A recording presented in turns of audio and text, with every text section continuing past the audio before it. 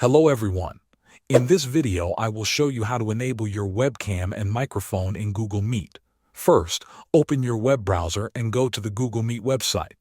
Once the website loads, sign in with your Google account if you are not already signed in. Now, start a meeting. You can click on the button that says New Meeting. Then choose Start an Instant Meeting. As soon as the meeting window opens, your browser should ask you to allow access to your camera and microphone. A small pop-up message will appear near the top of your screen asking for permission. Click on Allow for both the camera and the microphone. After you give permission, your webcam and microphone will be enabled automatically.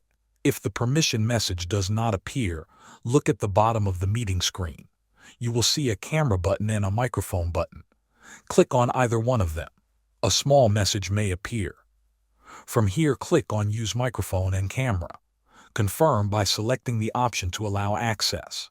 If your camera and microphone are still not working, look at the top left of the page near the website address. You will see an icon with two lines or a setting symbol. Click on it, then click on Site Settings. Find microphone and camera in the list. Click on each one and select Allow.